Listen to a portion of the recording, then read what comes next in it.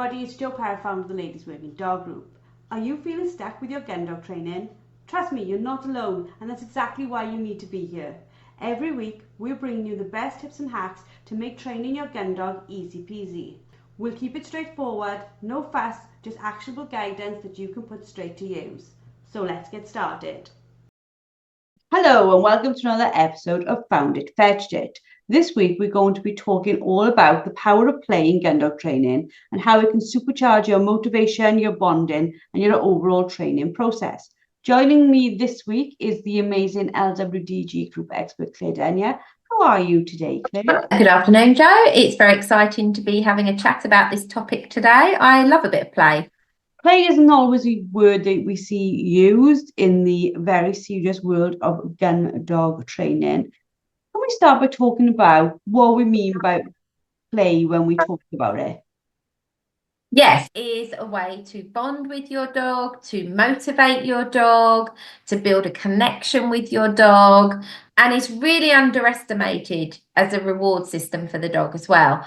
Play brings out a very different side in the dog, which can be so beneficial in training, but also in just teaching the dog also some impulse control. I use play a lot to help aid impulse control because the games have rules around them which can really help to develop that impulse control that we want from a gun dog. So you're right, it's not something that's typically talked about a lot in the gun dog world, but actually so valuable. I think that maybe again coming from the old world of training where everything was very serious and sadly quite a lot of it was fear-based. There wasn't this thought of we can get results out of our dog with both of us enjoying them. No, exactly. We talk about this a lot when we're talking to the members in our live Q&As that we do. And we talk about things like how the heel work in gun dog work can be very slow and for the dog, not very fulfilling. And we can use things like play to create more motivation in heel work, because if the dog understands that if they hold this heel position nicely for you and they walk by you, by your side, nice in the heel position, they're going to get a really valuable reward for that. And it doesn't have to be food. I think so often when people talk about rewarding the gun dog work, they automatically think about using food. But actually, the reward has to be something the dog values. And I have to say, for most dogs that I work with, once they're beyond puppyhood, and puppies are very food motivated, they're hungry a lot of the time. But once we get beyond that, actually, a lot of adult dogs get a lot more satisfaction out of a game, a play session with the handler as a form of release. And especially if they've had to do something very controlled like heel work or sit steady for a long duration of time, play can be a fantastic release for them from that activity. For people who are listening now and they're like, okay, what do we mean by play? What are the sort of different types of play a handler can use when training their gun dog? Okay, so again, this can be a little bit of an area where there can be some controversy. And where isn't there in the gun dog world some controversy? But this is actually an area where there's very old school train of thoughts that you can't play tuggy with a gun dog. Now, I'm not saying you can play tuggy with every gun dog out there, because there are some dogs that I wouldn't recommend it for.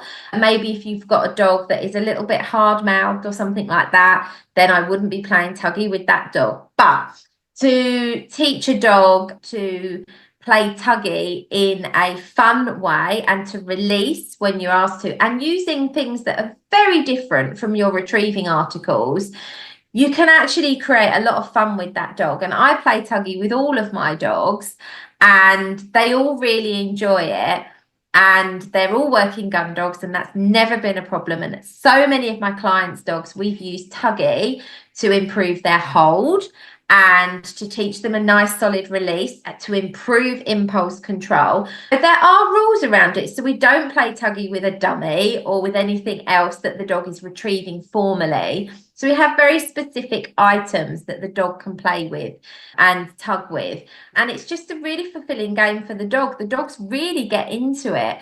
But sometimes you see people trying to play with the dog and they're almost smacking the dog in the face with a toy.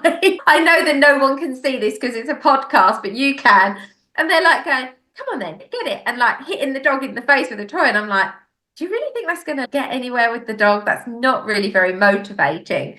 So when you're trying to teach your dog to engage in play with a toy, it needs to be something like really interactive, something that you're holding on to and the dog is also able to hold on to. And you use it to bring out a little bit of prey drive. So you're like moving it around very quickly away from the dog, not into their face, so that they want to grab it and chase it. And so you can really get the dog super excited. And as I say, you can use that game to put some impulse control into the dog. The minute the toy goes still or you say your release word, the dog stops and lets go and just sits there ready to go again.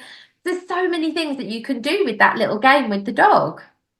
And there's loads of toys on the market that are used with like agility dogs and things like that. Yep. That are so far removed from our Gundog stuff that you could quite easily have a dog identify the different type of one's reward, one's work.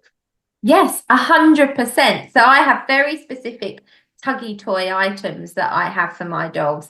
They don't look like a dummy. They don't look like a bird or anything they might retrieve for real. They're just little toys. So one of my dog's favorite ones is a ball on a rope. It's a ball on a rope. So I like drag the ball along the ground. They grab the ball and play tuggy, and then I say mine and they release it. And it's all just part of the fun. But it's an interactive game because a lot of the time people think of play and they're just throwing the ball for a dog, just like throwing the ball away. And all that's doing is creating, yes, it's creating some drive to run out and chase, but then you're not part of what happens next. You're completely away from that. And what happens is the dog could run off and get it, but then the dog could go, well, see you later. I'm going to take this ball over here and do my own thing. And so it's not a game at all. It was just the dog chasing a thing you threw, and then they're off self-rewarding on their own. So that isn't going to be a way to engage with the dog, to build a bond with the dog, or to build an interactive game with the dog. That's more the dog just running off chasing something and then doing what it likes. It's no different to an informal retrieve. And the thing is, this play time can be used to improve behaviors we want to see in Gundog training, as well as, for example, focus. Yes, exactly.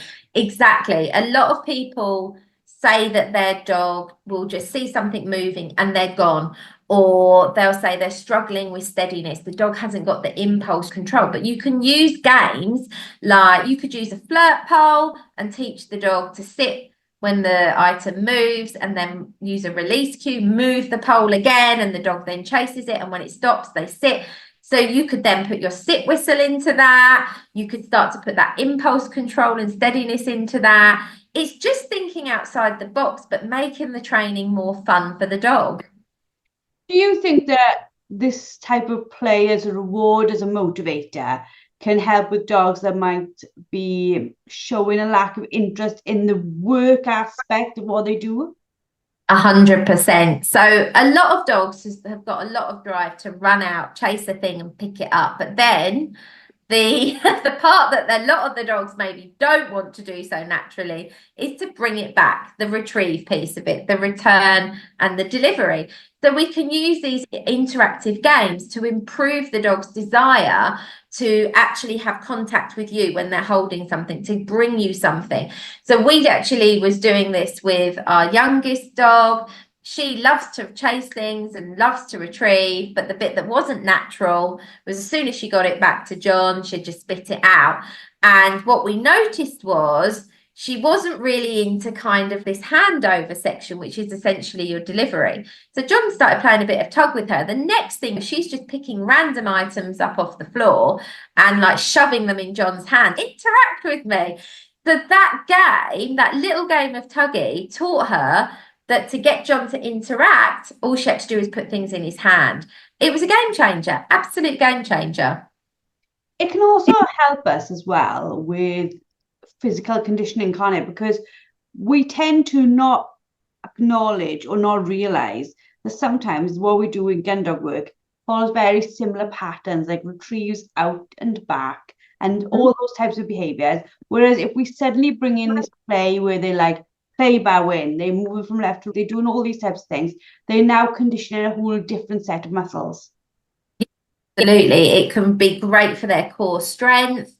It can be great if you've got a dog that's like really super soft mouthed and they don't hold the retrieve, they're dropping it all the time, they're a bit lazy in their hold. You can actually improve their hold. It seems to improve their like motor skills of their jaw, and they actually start to hold things better because through play, they're figuring out how to hold things effectively to get an end result. So it's like you say, it's great for their conditioning, it's great for their core, it's great for fitness, it's great for impulse control, but great also to teach them to hold things better of various textures and shapes and sizes, which a lot of the time the dogs have only ever picked one dummy that their handler maybe uses regularly.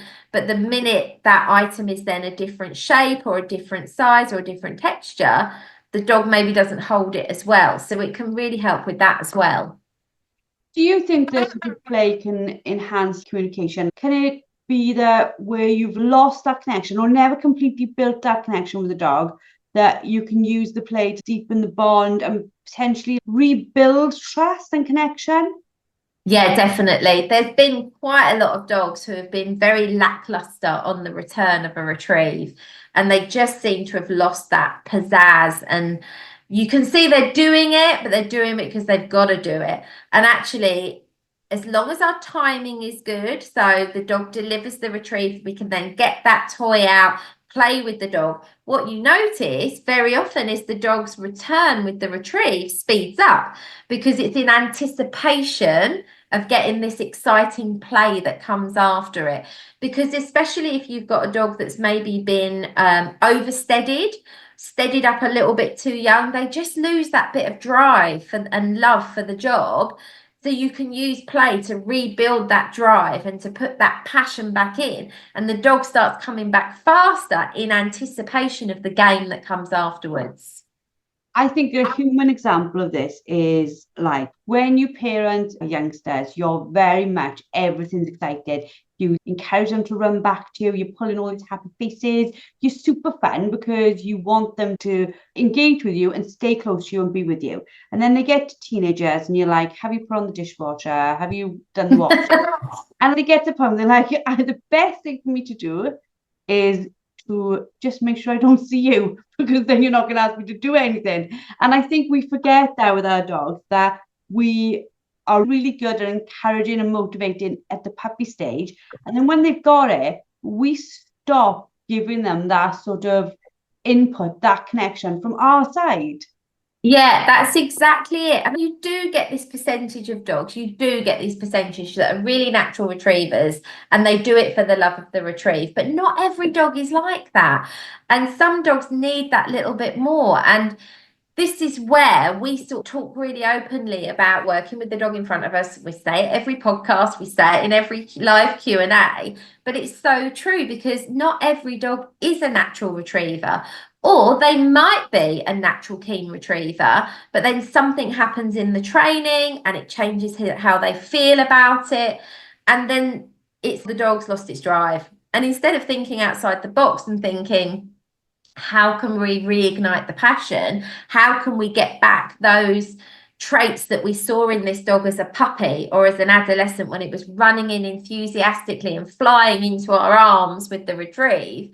How can we bring that back? Play might be the answer to that. Play might be the thing that reminds the dog, yes, when I was a puppy, I loved this and I can still love it now. We don't have to write the dog off just because it hits 3, 4, 5 and because the training has got more serious.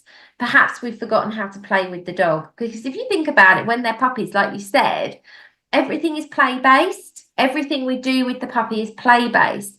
And then we formalize it. And for some dogs, they need that ignition of that play. They need that to get them going. I think where we see this as well across quite a few of our members whose dogs go on to work in a shooting season is where the dog has been perfect, and then the dog goes out and works with game, and then game is incredible to retrieve. So why on earth do I care about a dummy? Yeah, you do see this. You do see this. So yes, so then you could use play to reignite the desire to retrieve canvas. But sometimes people go, yeah, but we're beyond that. Surely we don't need to do that now. Actually, maybe you do. It's like for us, if our job is not fun anymore, it needs to be fun for us to have the passion to want to keep doing it. And why are our dogs any different? A recent example of this, right? And I'm sure people will listen to this and laugh, but as a kid, I used to love riding a bike. And as an adult, I started like hating it. You get to a hill, you're like, oh my God, the slog up here, I can't be bothered. So I was convinced that what I needed was just a basic e-bike, nothing fancy. And then I went out with Matt on it, and I've been spending time going out with Matt on it. And it has reignited my love for being out on the bike, because it's that little change, a little bit of help, that little thing that makes it fun again. And this is what we're talking about. It's taken what had become a slog and made it fun again for me. Now I want to like go and do it like every single day, because I'm enjoying it again. And it's the same for our dogs, isn't it? If you can't make something enjoyable, why would they want to do it? Yes, exactly. And I see this a lot when I work with reluctant retrievers. Reluctant retrievers are such a good example for this. And when we say reluctant retriever, it could be a multitude of symptoms that would show as. So it could be a dog that runs out to the retrieve, sniffs it, and then wanders off. It could be a dog that showboats because of an experience it's had on the return of a retrieve. It could be a dog that plays avoidance and keep away, could be because of an experience that they've had when they've been retrieving. Some people might try to correct that by formal training and being like, the dog needs to do this and do this. Actually, had you thought about having a bit of fun with the dog and reminding the dog that actually coming into you is the best thing in the world? And there are so many ways of doing that. And we've talked about tuggy as being one of them, but there's so many ways. You can teach position transitions. You can teach the dog fun, flashy obedience. All of those things, the tuggy, the flashy obedience, the position transitions, they're all within your space. So you're building value in being in your space and interacting with you. And when you think about play, that is what it is. It's interacting within your space. So be creative and think of ways that you can interact with your dog in that space that the dog finds enjoyable, and you can use that to create and develop play to increase drive. Yeah, because we might not think that this is like the biggest of problems, but like going back to exercise, when we are kids, we all run around, we all love it to death, we think it's fabulous. And then I think school starts making us a bit bored of it, because they put all these structured rules around everything we do. But also, I think the percentage, I think it's in the stupid, and again, correct me if I'm wrong, or somebody if you are listening and I'm wrong, something like 70% of women will give up exercise.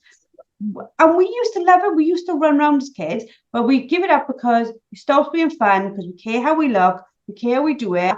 But what my point is here is, if we as adults en masse give up something we used to enjoy because it's no longer enjoyable, that should really drive home for us the need for us to keep things enjoyable for long-term continuation of our dog doing things. Absolutely. You've literally hit the nail on the head, like literally. That is it in a nutshell. That is it. It is that. It's not, oh, the dog's got to this far, so now it should be at this level and it should be doing it all really seriously. Okay, some dogs will be cool with that. Not all dogs are going to be cool with that. And so then people might say things like, the dog has lacked drive now, the dog has lost its enthusiasm. It's like, okay, how do you reignite that then? How do you bring that fun element back into the training for the dog? It's important to consider this, not just go, oh, the dog's done, it's fed up of it now. There are people who will be listening to this who think, oh, hold on, the minute I show my dog a smile, it gets ridiculously overexcited and goes mental. So do you have any tips for blending like the free play with intentional structured work with dogs that are overexcited? Do we do more with them so that they don't keep on fizzing every time we look at them, or do we dial it back? So there are some dogs, I totally get what you're saying, but it would very much depend on the dog and the behavior it's displaying. But remember, you want play to be fun. So you can't take the fizz out of that and expect it to do the job you want it to do. However, things like having a release word. So just as you finished the formal piece, you use your release word before you put the play in. So the dog knows from that word that we've gone from formal to now we're having fun. But then equally having another word which tells the dog, okay, that's now done. And that's where that can improve your impulse control. So as long as you've got the release word that says, now we're not doing formal anymore, we're having fun, and the word that means, okay, now that needs to stop. As long as you've got those two things, you can, one, ignite desire and passion in the dog and build drive, but equally you can then teach the dog to switch that back off again and go back into that more formal mode. Out of like your experience working with dogs doing things like this, do you believe that if a dog has play included in its sort of work life, training life, whatever we're going to call it, it accelerates their learning and skills in the formal stuff? 100%, yes, 100%. Play can, if you use play at the end of something formal and the dog is left feeling this real kind of like happy feeling, you've got that waggy tail, they're going to remember that whole session as a feel-good thing, rather than if it ends with the dog making a mistake and it's been told off.